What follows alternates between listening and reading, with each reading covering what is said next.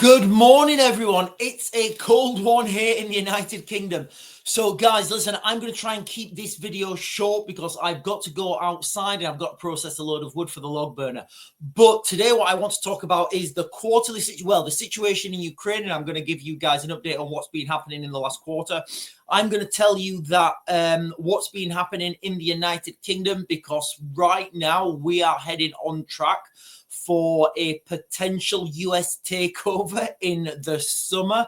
When I gave my initial video on this, I said this would happen by 2030, and I still think that is the case. But the way we're heading in the United Kingdom right now, this summer, it's going to be absolutely insane. We're going to talk about ideological subversion. We're going to be talking about the North Korean troops in Ukraine, MPs in the United Kingdom voting against an inquiry into grooming gangs that have been cruising around the UK doing whatever. Well, I'm not going to speculate, guys. I'll just go off the article.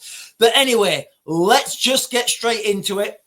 And if you've not done so already, guys, can you tap the buttons below the like, subscribe, and the bell notification button, please? Really helps me out when you guys do that. So anyway, let's just begin. Let's get straight. Oh, hang on. Let's get straight onto the shared map, and I will show you the situation on the ground in Ukraine for the last I'm gonna go back, I think 3 months, and give you guys a little quarterly update. Right. Okay. So this was a situation on the ground in Ukraine on the 7th of the 10th, 24. Look at the key locations here. Valyeka, Novosilka. There's a little town here as well. I forget its name, but you'll see this is pincered. So I would say there's something potentially sinister happening there. The town of Kurakova, and the city of Pokrovsk. Although if this was in Europe, if this was in the United States, this would just be called a town. Anyway, I'm just going to skip forwards, and I want you guys to watch how much ground the Ukrainians are losing. Remember, every meter that the Russians take, that's a meter closer to, I guess it's a step closer to boots on the ground. It's a step closer to Europe, and it's a step closer to all-out war.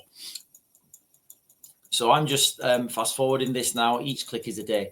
Also, an article came out, I think, yesterday, saying that the Ukrainians have lost 4,000 square kilometers since just look at the amount of ground that they're losing, guys. Okay, it literally is every day. Every day, the Russians are making advances. Every day, the Ukrainians are losing more and more ground. We're not even at the end of December yet, guys. Okay, it just is going from bad to worse for the Ukrainians. Look at, honestly, guys, like when people say the front line in Ukraine could fall, I would say, what front line? I would argue that there is no front line anymore. And just from this map here, you can see how much advances, how many kilometers the Russians are advancing. Now, I've talked about this before. The reason that it looks like the Russians are going slow.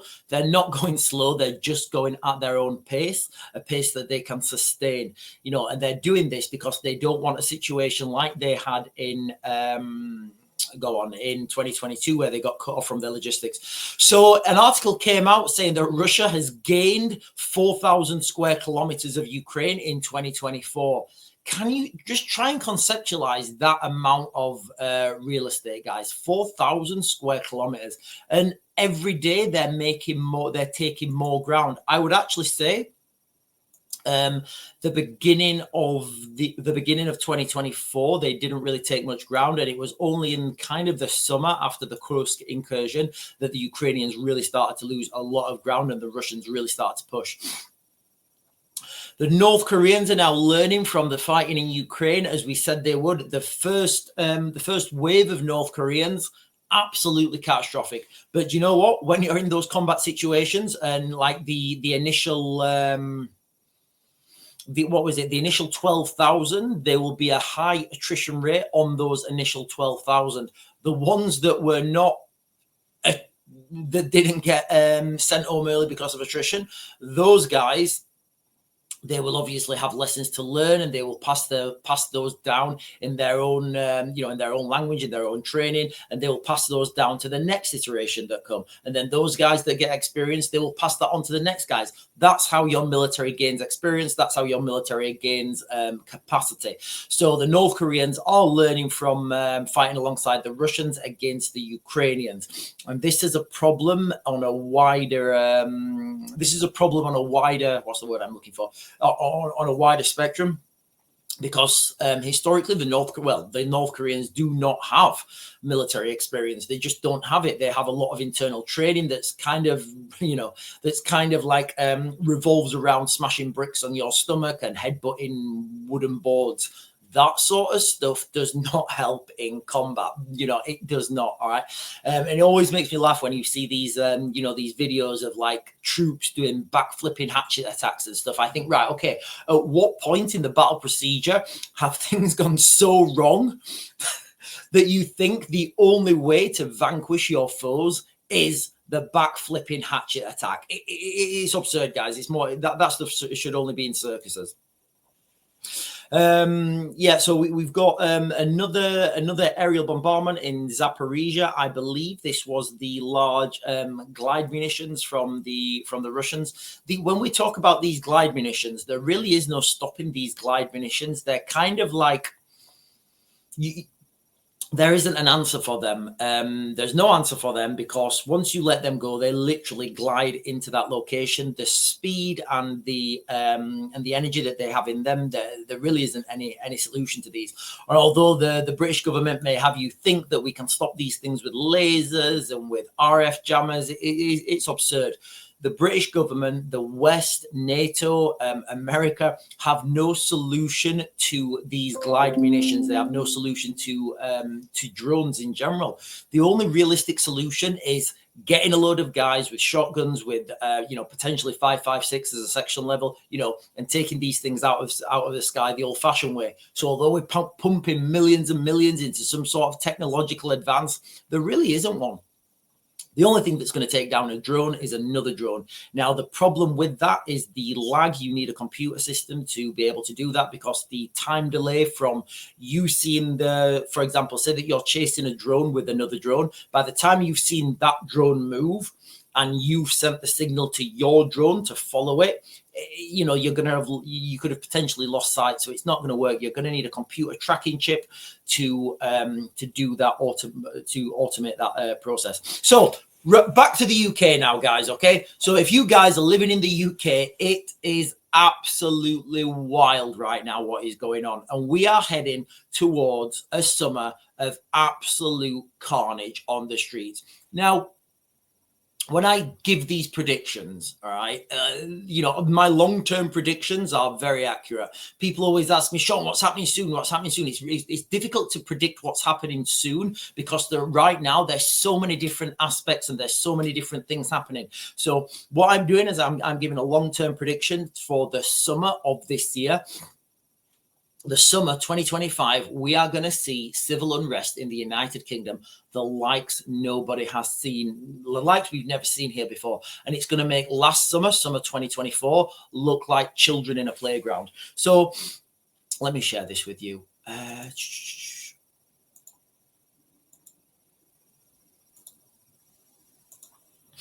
So here's the article. Right, how can I get rid of that? Here's the article. MPs vote against new national inquiry into grooming gangs. The vote was largely symbolic, aimed at putting pressure on Labour after comments by Elon Musk brought grooming gangs back into the spotlight. Yeah, I guess they have. I'd say that Elon Musk did bring them back into the spotlight, but if you live in the United Kingdom, this has never been out of the spotlight. I live in the town where this broke. It's called Rotherham in the United Kingdom, and everybody knew what was happening. Everybody knew what was happening, but nobody thought it was on the scale that it was happening. The scale that this is happening is unbelievable. A Tory, so Conservative or Republican, bid to launch a new national inquiry into the grooming gang scandal has been voted down by MPs amid criticism of political game playing. So Listen, and I'm not going to speculate here because I don't want to get myself in a gulag, but what reasoning do you think the government could have to not want to find out what's happening with these grooming gangs? And there's, remember my word in here, guys, okay? There's a lot of other media outlets reporting that this sort of stuff is still going on. MPs rejected the amendment to the Children's Wellbeing Bill by 364 to 111. So, you know, it's insane that this sort of stuff's happening. It's insane that people are voting against this sort of stuff. So right now, guys, okay, what we've got in the United Kingdom, I can, you know, and I've said this before, and I think, you know, I'm going to keep repeating it because it is happening. Right now, you will have independent media, citizen journalists going around right now as we speak, going around, getting all this information, speaking to people and making their own investigations, doing their own investigations, doing their own inquiries. Now, this sort of stuff, because it's private, because it's this sort of stuff can be put on social media very quickly without having to go through any publishing, any directors, any funding. This sort of stuff will be published really quick, well before the summer. I would say springtime.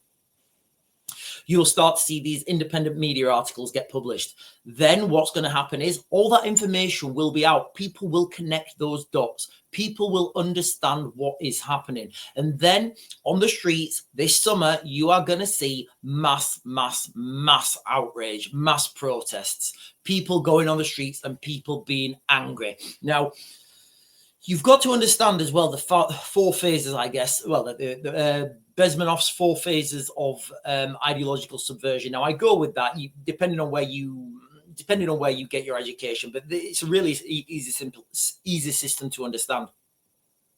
So you're looking at demoralization, destabilization, crisis, and then normalization. So demoralization is what has already happened in the United Kingdom. It's already happened. We have been demoralized as a nation. Our institutions, our church, our everything really has been so demoralized where we don't believe in ourselves anymore. We don't believe that Britain is good. I mean, and it comes down to wokery, but anybody who says that that's not already happened, you know, you just need to look at our politicians. I mean, we've got sitting members of parliament now who shared, you know, one who I think she shared a post or she wrote a post and it said, those abuse victims need to shut their mouths for the sake of diversity. And she's allowed to stay in parliament. You know, I may be slightly wrong on those words. I'll try and put a link in the description, but you know, the context was right. So we have been heavily demoralized now in the United Kingdom. The demoralization phase is over. It's done. It's finished.